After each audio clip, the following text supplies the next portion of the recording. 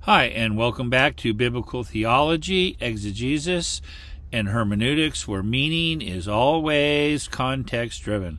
I'm your host, John Strazicich, and today we'll be continuing in the book of Hebrews in chapter 12, and we'll be covering verses 4 to 13. So if you get your Bibles, go ahead and get them out and open them up to that page. Okay, coming here to Harold Attridge, we'll let him set the table for us for our discussion for today.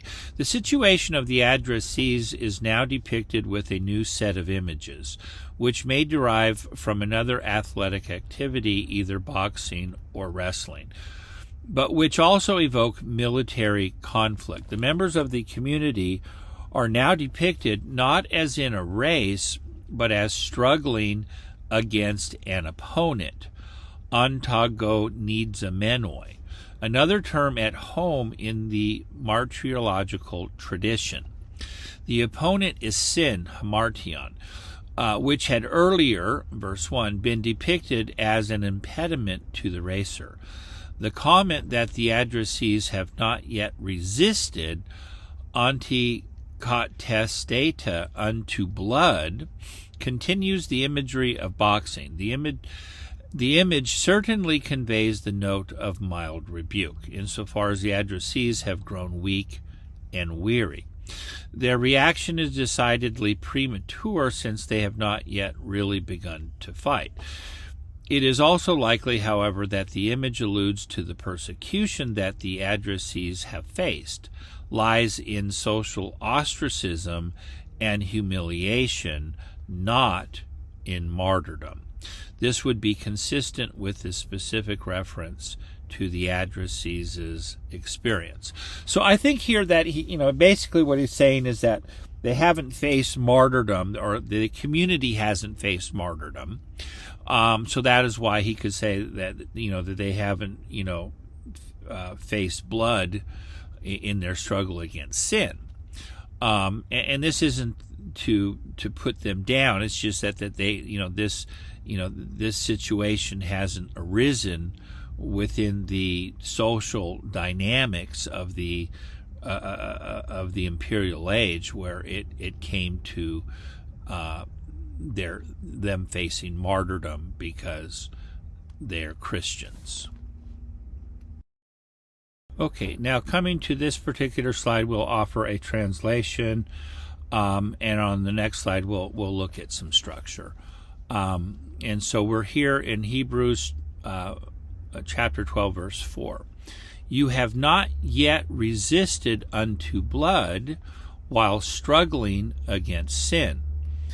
And you have completely forgotten the exhortation which speaks to you as to sons. My son, do not consider lightly the discipline of the Lord, nor become faint when being reproved by him. For whom the Lord loves, he disciplines, and he whips every son whom he receives. If you endure discipline, God deals with you as with sons. For what son is there whom a father does not discipline? And if you are without discipline, of whom all have become partakers, then you are illegitimate and not sons. Furthermore, on the one hand, we have had earthly fathers as disciplinarians, and we respected them.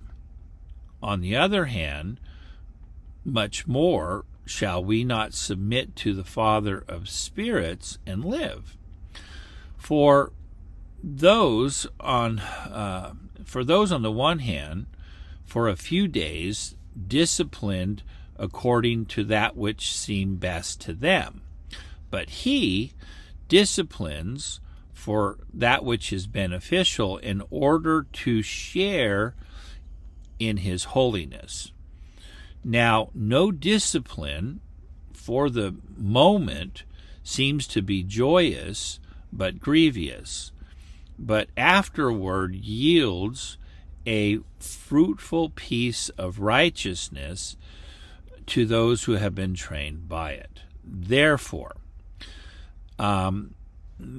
straighten out the drooping hands and the disabled knees, and make straight paths for your feet, in order that that which is lame may not be turned out of the way, but rather it be healed. Okay, so that is our translation for this particular text, and then we'll move on. Okay, and coming here to this slide, we will also look to Attridge for some guidance here on structural analysis. The encouragement to faithful endurance now takes a new turn with the introduction of the proverbial notion that suffering is God's means of educating and disciplining his children. The fact that the righteous suffer is not a sign of divine displeasure, but of God's paternal affection. The passage begins, verse 4, with a further extension of the athletic imagery intertwined with indications of its reference in the life of the addressees. Proverbs 3:11-12 is cited in verses 5-6 as an exhortation to sons to accept divine discipline.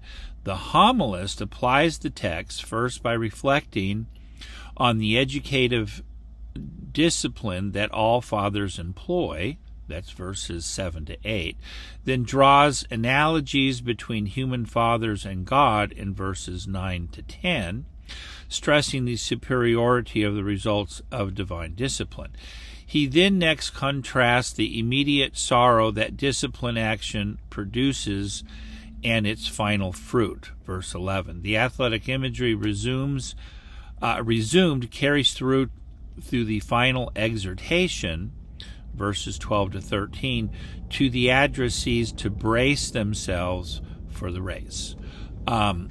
So what we can see here is that he's definitely made some divisions here in the text, and which help to structure. And so what we did is is what I typically do, is I just make a structural analysis of this. But this is kind of like a walkthrough here of how to understand it. Okay, so now coming here to our structural analysis, where we can see ourselves here in the present here in verses 4-13, we are within the greater topic here that we began last time, and so we're here in verses 12:1-13, and so we looked at last time the introductory unit that was a hortatory call to run the race. With patience. So we saw that in verses 1-3, but this involves, we're looking at the hortatory Parenesis for the call to run life's race with endurance. So that's going to take up all of 12:1-13. So we looked at the introductory hortatory call. That was last week, and now we're in the second part of this Parenesis, and we have, and I've entitled this Parenetic exhortations and Midrashic scriptural reminders concerning divine discipline. And so that's basically what's going on here in verses 4-12. And so you can see here that I have divided the text up into 4 critical sections. So it begins here with 2 didactic exhortations. One, you haven't striven against, sin unto drawing blood, and you have forgotten the exhortation, which speaks to you as to sons. And then that exhortation, he basically involves the scriptural notion taken from Proverbs 3:11-12, and so that becomes the scripture citation. But he stated 2 things here. There were 2 didactic exhortations. So they have not experienced martyrdom collectively. That would be the first there in verse 4, and that they have completely forgotten the scripture, the exhortation that speaks to them as sons, and that would be 5a. And then he tells us what that is and by the scripture citation. So then there's that, and then there is the homiletical midrash, which takes up verses 7 to 11. And then down here in 4, this is the application of the scriptural exhortation. And so his explanation, the homiletical midrash explanation here, it takes up 3 different points in and of itself. And so the first one is contrasting positive and negative conditional statements concerning divine discipline and a rhetorical question. And that's verses 7 to 8. And then we have here in 9 to 10 contrastive analogies of human and divine fathers and contrastive basis statements. So basically, we had earthly fathers and that discipline accordingly, and we have a divine disciplinarian, God, who does it beneficially, and the purpose of that is that we might share in his holiness. So that's very important, that there's actually a purpose clause to all of this. So this is a very, very important point here that our author makes. And then point C is that the author has a final summarizing didactic gnomic statement. So we've seen this before. We saw this previously, that our author loves to make a final summarizing didactic statement. And so he does this here by stating that all discipline seems at first to be grievous, but afterward it yields a peaceful fruit of righteousness by those so trained. So he does that in verse 11, so that's kind of like his final summarizing didactic point. And then he has a conclusion that is an application of how to apply these 3 things that he has covered here. And it's a call to straighten the drooping hands and paralyzed knees, and then to make straight paths for their feet. And then there's the purpose of that, so that that which is lame does not turn out of the path, and that lame member would rather be healed. So that is basically here the structure here that when we apply all the individual, I guess, all of the constituent parts of the conceptual ideas, when we begin to then enumerate those and then apply some type of structure to it. This is what I have come up with here, and so it's important that there are 3 points here. There are contrasting positive and negative conditional statements, and B, that there's contrastive analogies of human and divine fathers. They did it for what seemed best to them. God does it for our beneficial, for what benefits us, and that it's there's a purpose to it, that we might share in his holiness. And then there's this final summarizing didactic statement: all discipline does not seem to be joyful but grievous, but afterward it yields a peaceful fruit of righteousness. Boom. And then there is then the application of the scriptural exhortation, and these are calls here then to straighten up the hands that are drooping and the disabled knees, and then there's a purpose to that, and then he gives 2 purposes. Okay, I just wanted to make sure that that there's definitely structure to what our author is saying, and there are certain defined units, and then to pick them out, and then to say, okay, well, we can see that 7 to 8, makes, is a unit, and we can see that 9 to 10 is unit, but then now how can we further divide 7 to 8? Well, when you start looking, then there's a positive and negative, conditional statements being made.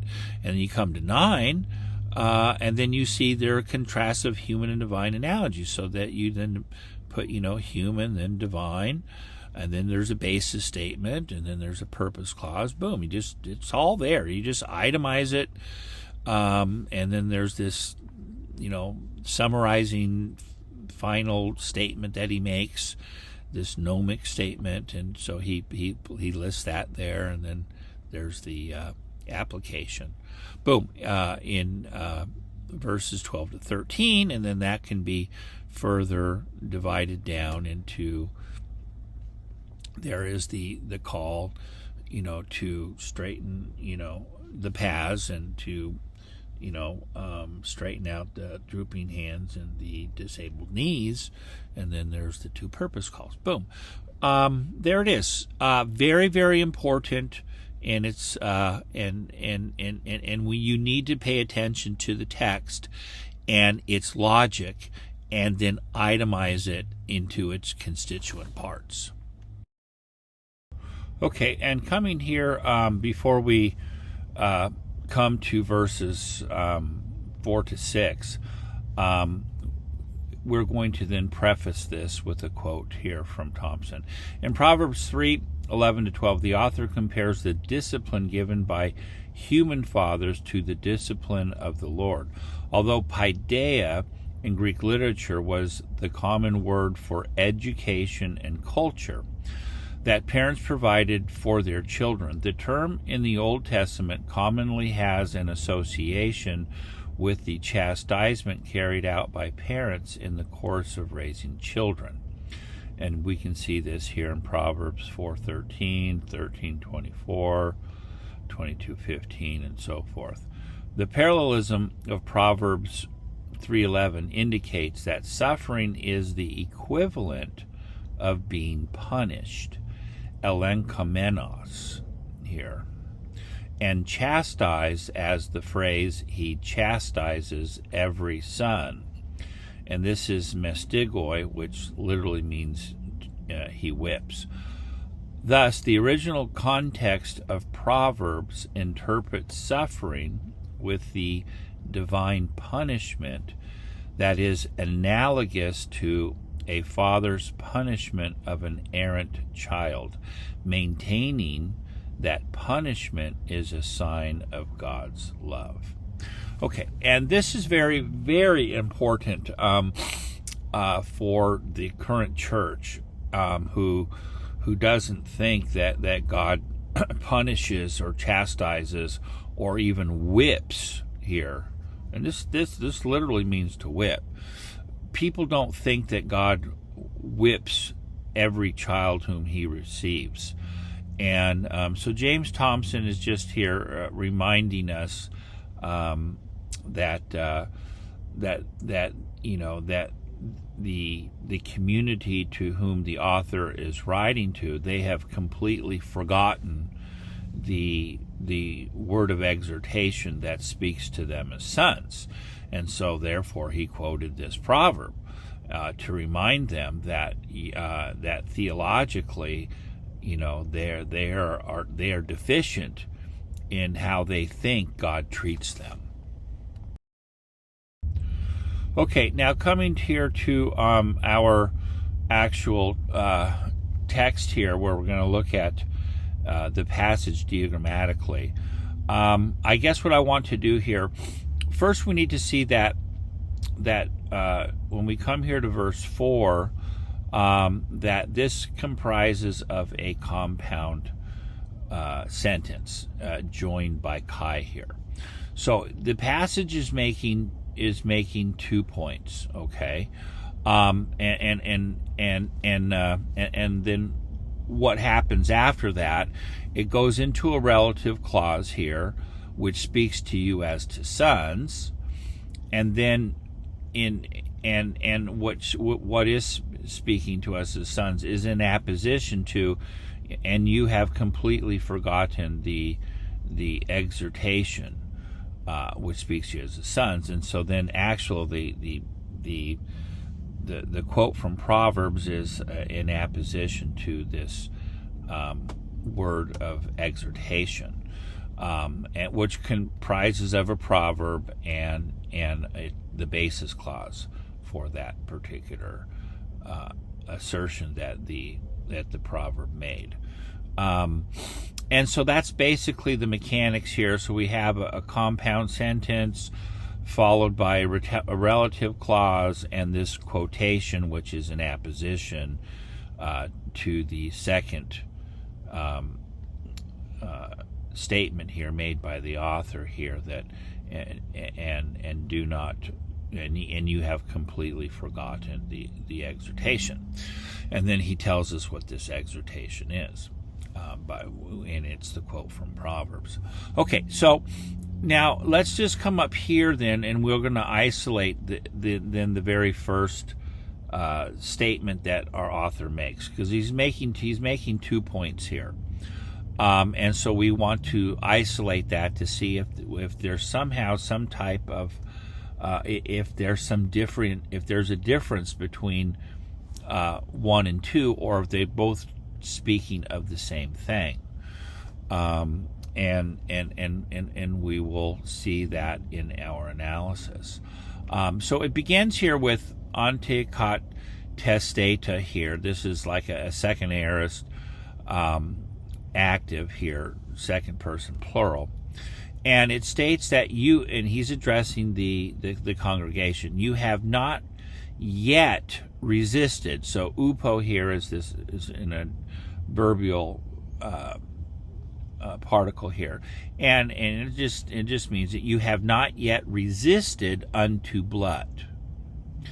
And then we have here our adverbial participle here, antagonizamenoi, okay, while struggling against sin. So, and you'll see a lot of, translations will say in struggling against sin, which I guess is fine, but this seems to be more of a temporal clause that would be contemporaneous with the main verb here, ante cot testata here. So in the act of their resisting, that they are actively now struggling or fighting against sin. So what we have here is, he pictures them as in a mortal combat that would be to the death, or to at least a bloody fight.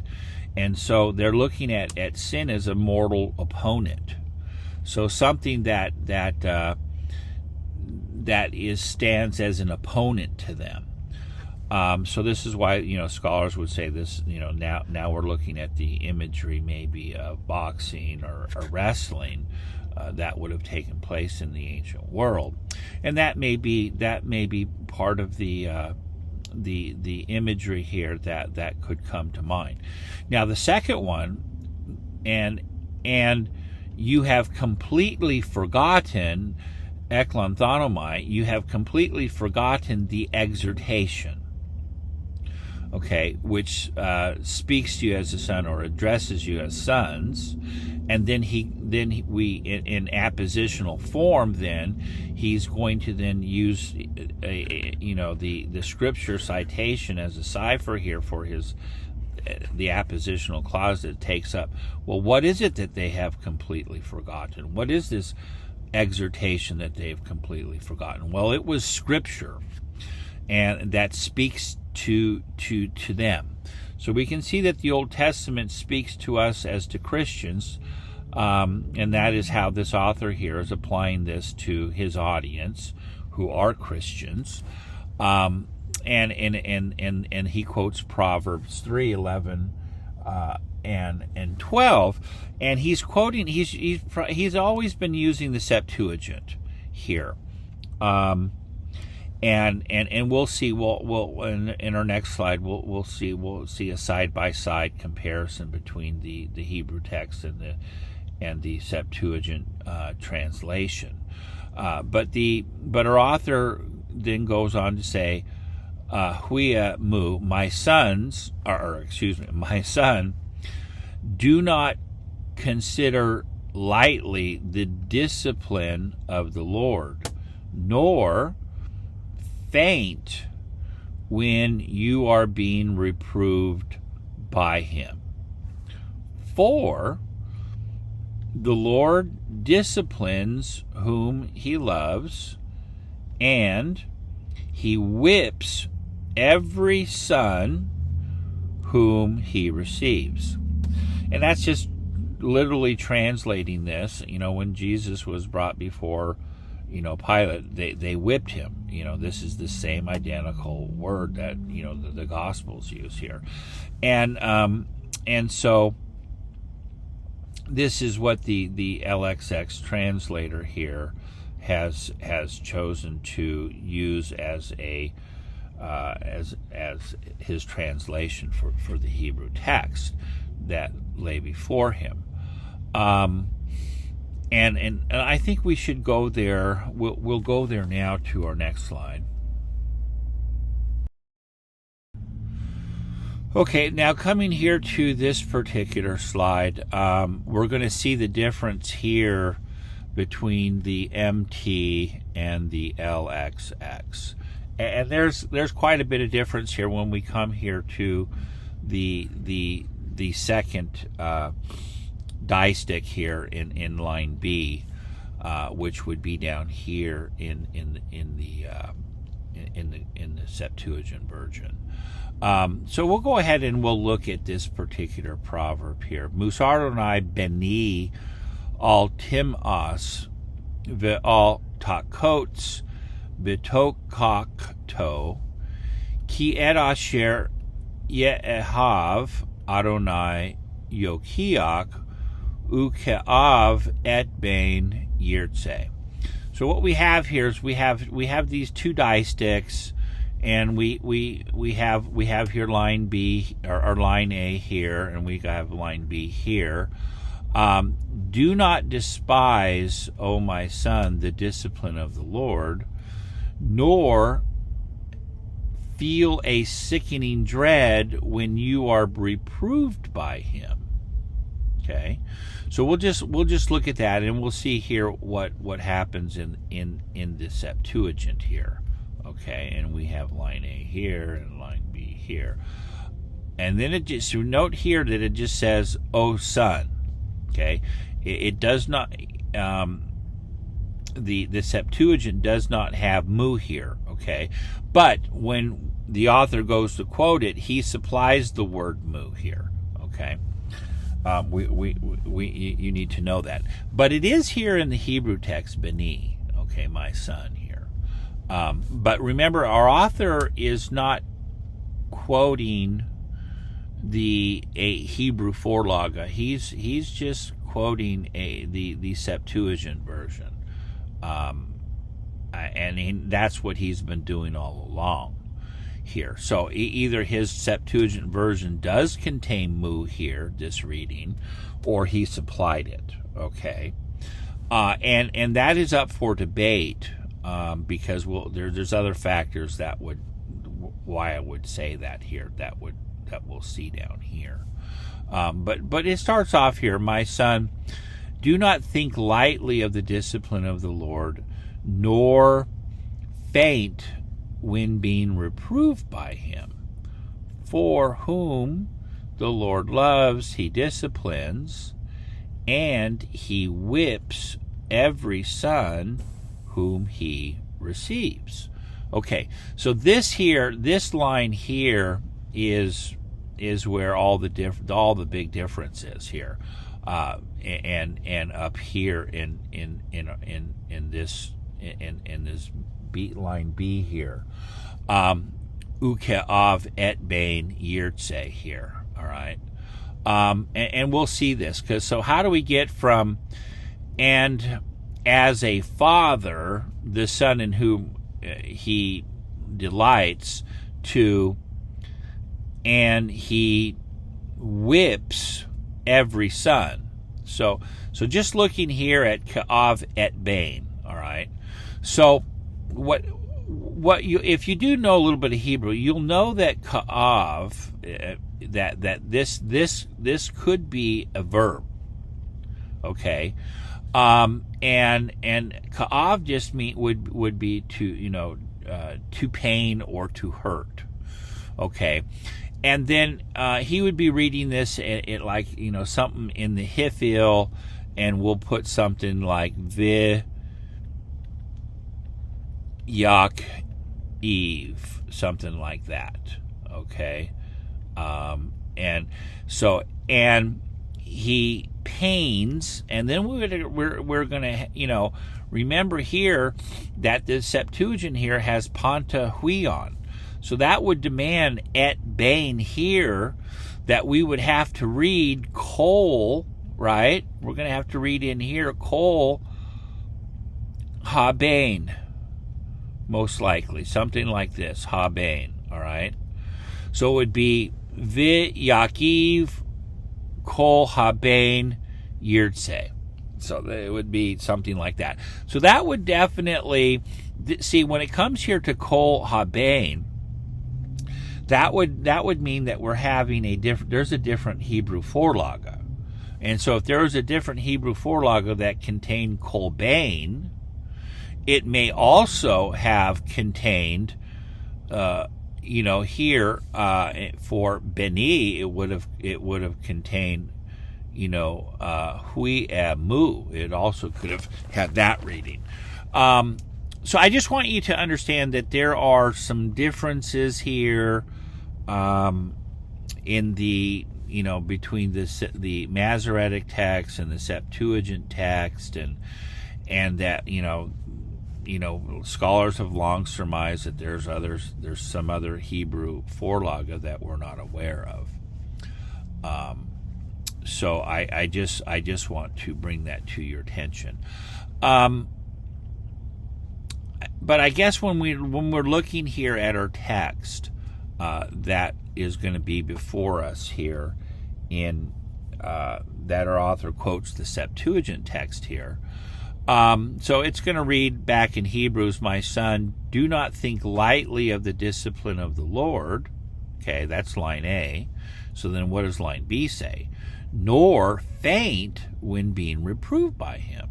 So you go from don't think of it, don't treat it really lightly like it's nothing, and then here, don't faint when you're being reproved by him. So you're going from, extremes here. So this is why, Hebrew parallelism here is going to then, I'm just saying here in the Septuagint version, it's you're going to see that the way they have translated timos here with oligore here, this just means here, do not despise. Okay, so they do not think lightly. So that's close. We're just going to go. There's ultimately both readings are inspired by God, because we're even if we stick with the MT, we got to state that the MT is inspired, and then however it was translated from one language to the next, and so that the Greek reading is also going to be canonized. So we'll take this slightly other version here as inspired too. So we're going to treat. Remember, you got the MT and the Hebrew text. That's completely different, and you can expect going from one language to the next, you're going to have slightly differences in how you translate. so this one here would be, do not despise the discipline of the Lord, and do not utterly loathe when being reproved by him. So that would be the Hebrew version between line A and line B, would be despise and then loathe. So they're both thinking some of the same thought, but loathe here is definitely going to be a little harsher. You utterly despise. This is how you would understand this. So, do not despise and do not utterly just loathe something. Okay, when you're disciplined by him. So now, when the Septuagint has read this, do not treat lightly the discipline of the Lord, which would mean, it's nothing, no big deal. Okay, that would be line A, and then line B, don't faint. Okay, mede ekluu here. Don't faint when you're being reproved by him. So then that would, you would go from extremes here. This would be read in extremes. And that's fine. So we keep both readings. We enjoy them both, and both are inspired. For whom, in the basis clause, is why do we, these are prohibitions here. For whom the Lord loves, he disciplines. Okay, so we need to know that when God disciplines us, it's because he loves us, not because he hates us. The discipline is to bring forth, correction so that we learn and that we become better people. So the Lord's correction is always with a view to make us better sons and better daughters. That we would be more obedient and that we would behave. Okay. So whom the Lord loves, he disciplines, and he whips. Okay, this is literally, when they read this, they read whip here. This is the same identical word that's used when they whipped Jesus, when Pilate had him whipped before they crucified him. Okay, so this is, this could, you're being taken out to the woodshed by God here, okay? And he whips every son, not just some, everyone. So everybody gets whipped by God in one way or another. Every child, just remember the proverb down here. Okay, Ivelet keshura belev naar. Folly is bound up in the heart of a child, and the rod of musar, discipline, shall cause it to be removed far from him. Shall make it far from him. So this is the proverb. Just remember that folly is bound up in the heart of a child, and the rod of discipline causes it to be driven far from him. And then we have this other proverb here: the one who withholds the rod hates his son. And then it says the ohavo shecharo musar, and whom he loves, he rises early with discipline. Okay, so he's seeking out discipline early. Okay, so if you withhold the rod, you hate your son. Okay, and here that's why it says, Yahweh, loves whom he disciplines, right? Or whom Yahweh loves, he disciplines.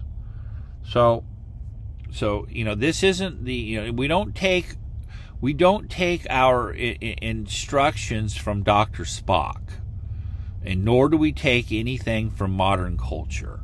Okay, and remember, this is exactly, and you have utterly forgotten the exhortation which speaks to you as to sons. And he quotes this proverb. So, I mean, this perfectly fits the church today. They don't think, theologically, they've completely forgotten that God disciplines and that he actually would beat you with a whip, okay? All right, and discipline you, all right? You folks, look, this cotton candy theology that's being spoon-fed the American church is from the pit of hell, okay? The Old Testament speaks to us as to sons. It's God speaking to us through the Scripture, and that just like that's why I quoted there, the previous scholar there, Thompson, because he said that he said this very thing here, that discipline is punishment. Okay, just like a child is punished by their parents when they get out of line. Well, every son and daughter that God receives, foolishness is bound up in all of us. So the rod drives it far from us.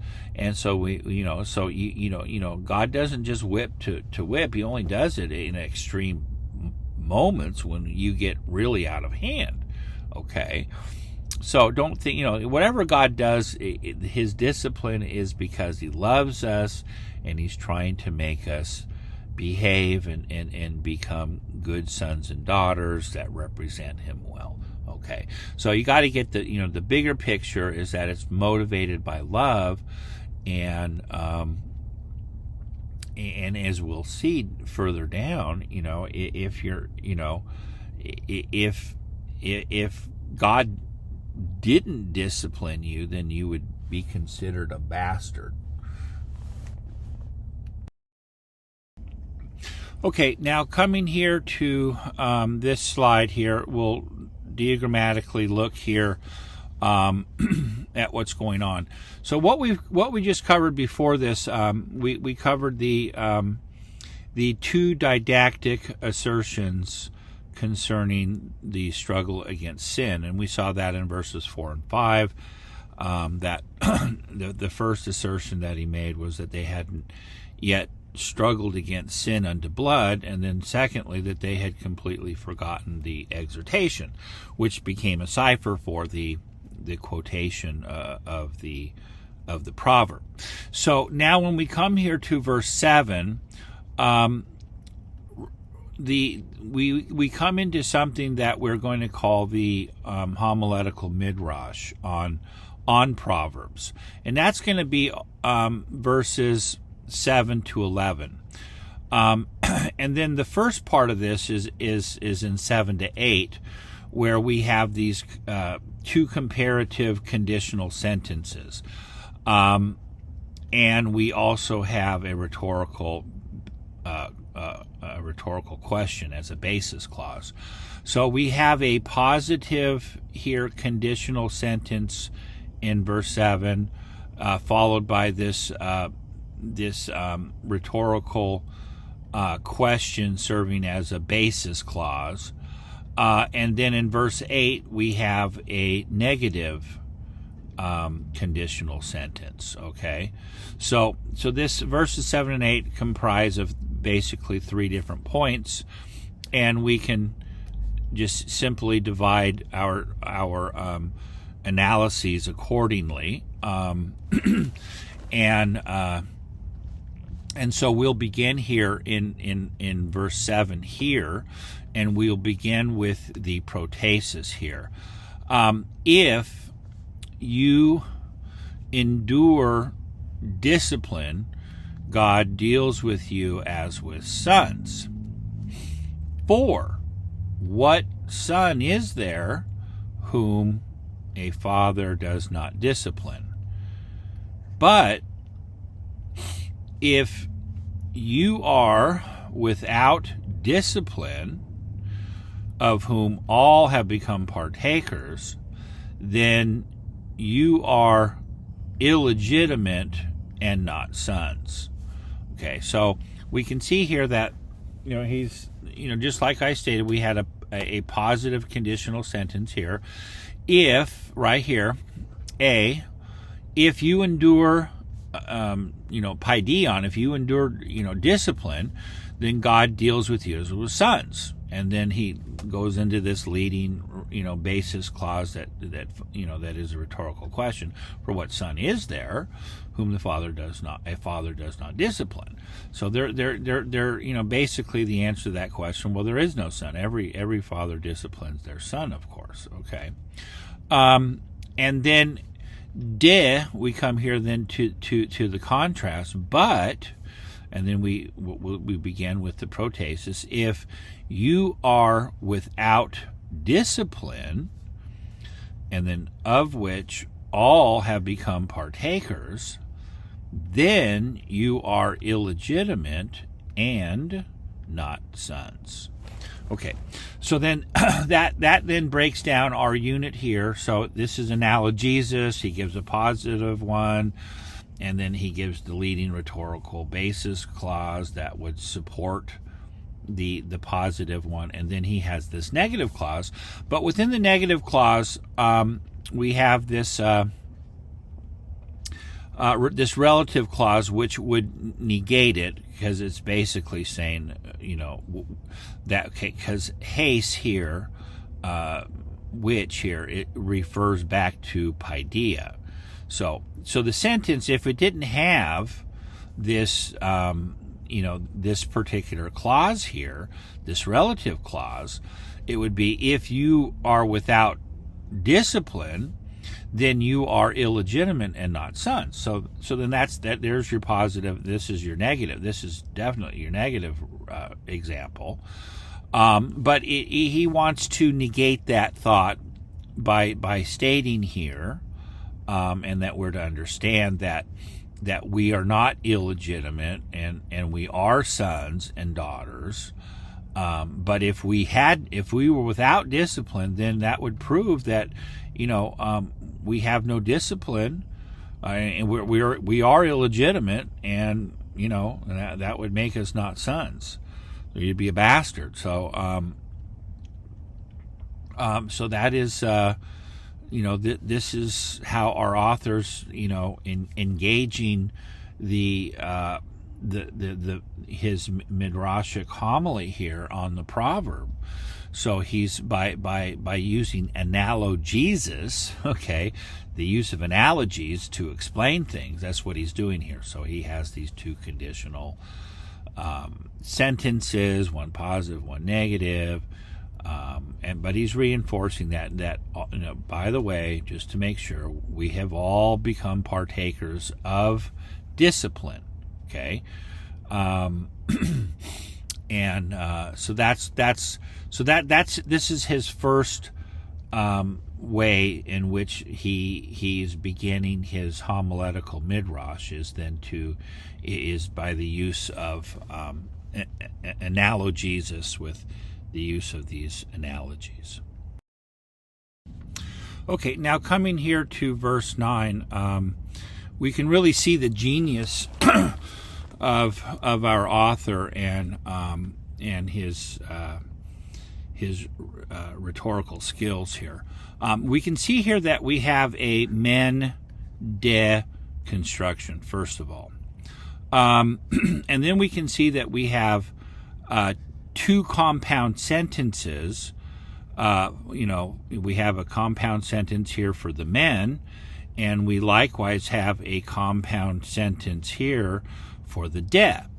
And this is all going to be nicely bifurcated, and so we're going to have here the human analogy of the human, and this basically represents the contrastive analogies of human and divine disciplinarians.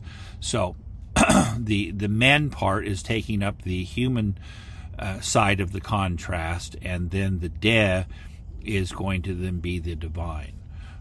And so he's nicely bifurcated these sentences by means of the men de, in both with double compound sentences. Really nice is how he's put this together. And he starts off here with eta, which means furthermore. So that he's just going to give another analogy. That he's going now from verses 7 to 8, where he had these contrastive positive and negative conditional sentences concerning discipline. And now then he's going into contrastive analogies of human and divine disciplinarians. Okay. And so we start here. Furthermore, on the one hand, we have had our earthly fathers as disciplinarians, and we respected, and we can put in them here. But on the other hand, shall not we much rather submit to the Father of spirits and live? Okay, so this is how he's bifurcated this. And so then we'll look up here at verse 9 here, and we'll divert our attention here to the first part, to the men part. So we have had, so this is the imperfect use of echo here. We have had, and we'll say earthly fathers instead of saying, our fleshly fathers, how we would translate that. And notice here that we have two accusatives here, okay? So taking our cue from Randy Leedy, he said that, basically when you have two accusatives, in which the second renames the first, we use this slant here to show the predicate relationship of the second to the first. Okay, so that's basically why we are diagramming it this way, and we'll translate this as here to help with the translation. Since in translating this, furthermore, on the one hand, we have had earthly fathers as disciplinarians, and we respected them. On the other hand, shall not we rather submit to the Father of spirits and live? And so the second part comes with, basically in a rhetorical question. And U here is functioning here as an interrogative, and that's why it's on stilts and why it's not down here. Okay, and because it's being used interrogatively here with the rhetorical question, and also here when we come here to anatrepomantha here from entrepo, to respect here, and this also is imperfect middle. This is an imperfect middle, and we respected them. And then this hupatagesametha, this is a future passive, and then this is zesamen here. This is a future active tense. But anyhow, so this shows us the relationship of the human and divine disciplinarians, and showing that, hey, we respected our earthly parents, our earthly fathers, and they were our disciplinarians, and we respected them. So, so all the more on this Mendek instruction, the just the very use of the Mended, then the emphasis is going to be down here. Shall we not all the more rather submit to the Father of spirits and live? So of course that that we answer yes. Okay, of course this is how we are going to respond to our Heavenly Father. And so so being submissive here basically means that we respect when God disciplines us. This is what we're submitting to. We're submitting to respecting God's divine discipline, okay? Because that's what this whole analogy is all about. We have had, our earthly fathers as disciplinarians, paidutas, Okay, so are we going to submit to our heavenly paidutos? Well, of course, and we live. So if we don't, you're going to die. Okay, and we know what that means in the book of Hebrews. So of course we are going to submit because we are sons and daughters. And so he's using this analogy.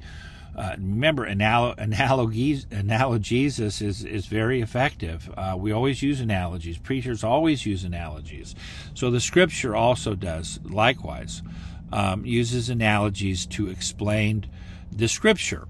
And that's what he's doing in this homiletical midrash. He's using the metaphor of both human and divine discipline, and our instruction that we've learned from our parents, and so he's comparing that to how God does the same. Okay, now coming here to verse 10,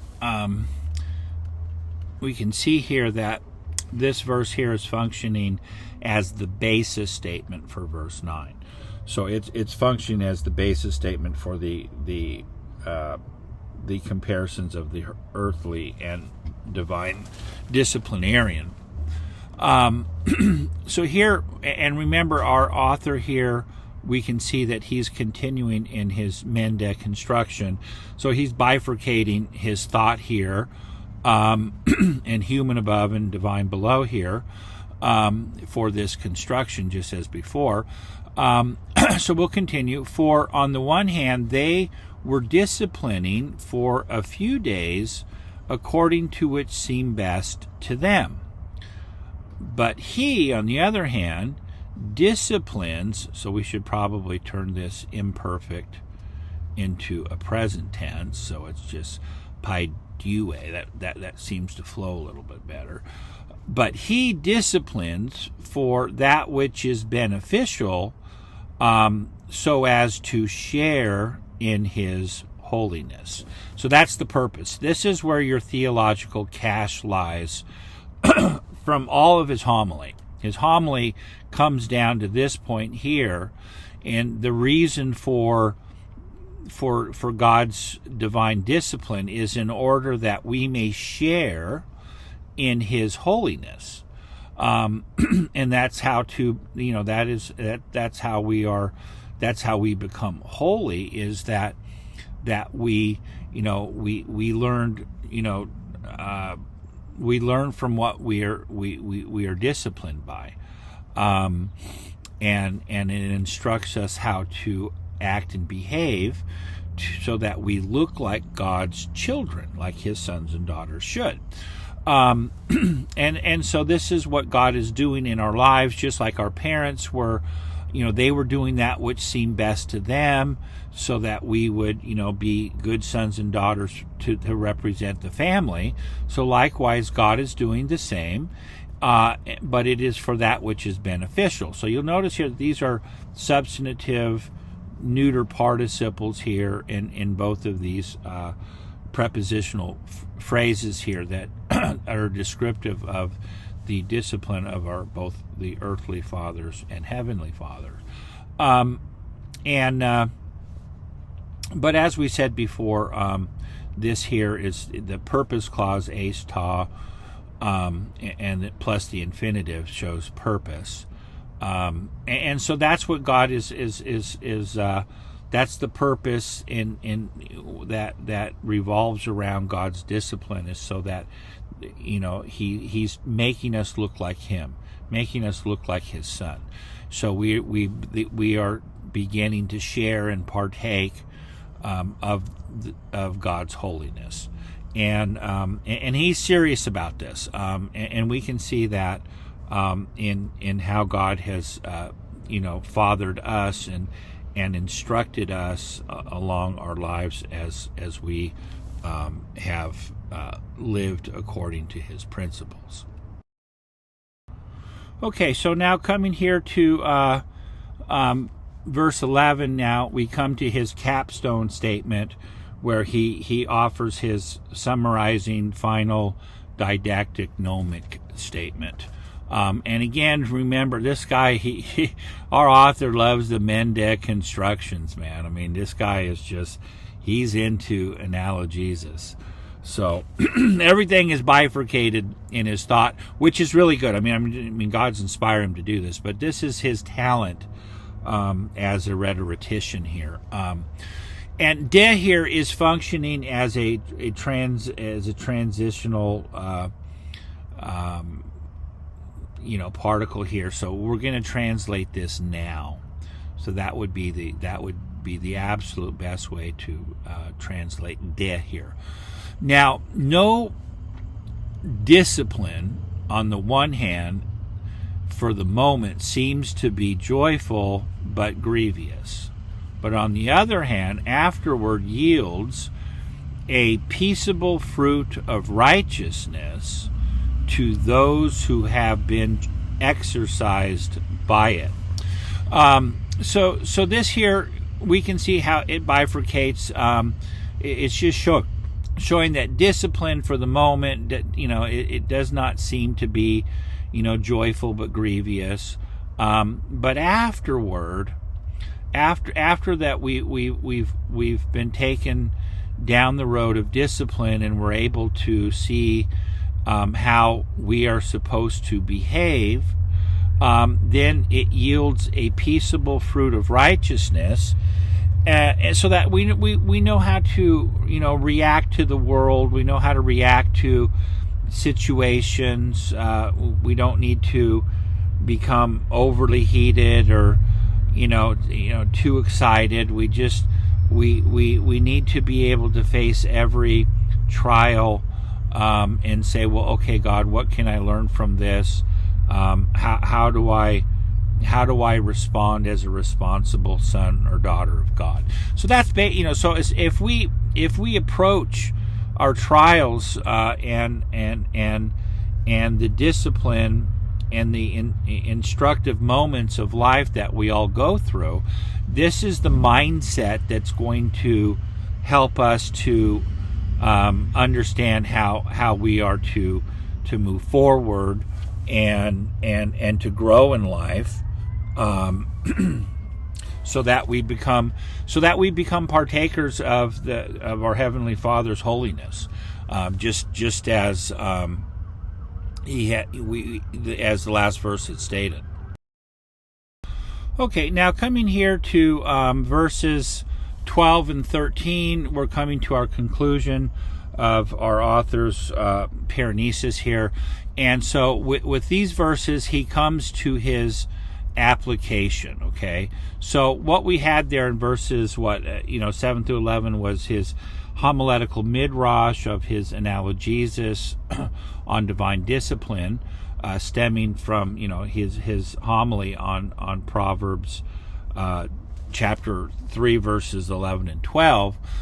So now he comes to make the application, okay, after he did all of his Exegesises. So now he comes to therefore. So his final his application, therefore, make straight the hands that are drooping and the knees that are disjointed, and make straight paths for your feet, in order that which is lame might not turn out of the way, but that it would rather be healed. And so this is a purpose clause. So he ends here with this purpose clause, which his theological cache here for his application. and he does this. He bifurcates his thought here, and we can see this is a compound sentence here. So he has these two imperatives. Number one is to make straight, or to repair their drooping hands and their disabled knees, and then he says, make straight paths for your feet. Okay, so he so this this is all metaphor, so that, that in on our path of life as we live, we don't want to be on a crooked path, so that our weakened and disabled hands and knees are going to then turn us aside out of the way, because they're fatigued. But the instruction then to make, to restore your drooping hands and disabled knees and make straight paths for your feet is so that which is lame amongst us, okay, that so metaphorically, that which is lacking in us in our personalities, in our in our growth as sons and daughters of God, that so that we are living properly on the path of life. We don't want to stumble in the way, but we would rather to have our that which is lame, that which is imperfect in us, become healed. So this healing that's talked about is healing in our fractured, sinful state, so that as we're partaking of God's holiness and learning how to live life properly and respond to it properly, and to God's discipline, then we are going to then be healed. Okay, so this is why some people, in the church or in our own lives, we can see that, we're not, we're not healthy, or people aren't healthy as Christians. Well, it's because they haven't been submitting to the instruction of God in His disciplinarian, the way He disciplines us, and that we're not cooperating with the Spirit of grace, and that we need to strengthen our drooping hands and our fragile knees, and we need to make these straight paths for our feet, so that our crippled parts don't turn us out of the way, but rather we become perfected in our personalities, in our spirits, and in our moral and mature growth. Okay, I think that's going to pretty much do it for today. I wanted to top this off by looking at Thompson's Tracing the Thought. The exhortation not to give out, ekluein, in 12:3, is the transition to a theological rationale for the community's continued endurance, which the author provides in the form of a midrash on Proverbs 3:11-12, a passage that encourages the one who suffers not to give out, meda ekluu. This theological rationale provides the basis for the exhortation to lift your drooping hands and strengthen your weak knees. With this call not to give out, the author concludes the call for endurance, hupomone, that he began in the exhortation in 10:32-39, especially 10:32 and 36. Faith, as the author has shown, is demonstrated through endurance. So he's just, what he's doing here is tracing the thought that our author's thought started here in 10:32-39. So he's paying very close attention to the larger pericopes, and in that last section there, in the last part of chapter 10 there, after the warning, this is where all of this exhortation began to take place, and it's been sustained from there unto here. So there you can trace the thoughts, as he says here, from 10:32-39 all the way here to our final verses here in 12 and 13. So I just I wanted to bring that to a conclusion there.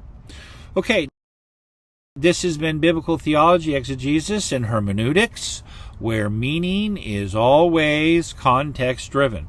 Please like, share, and subscribe, and make comments.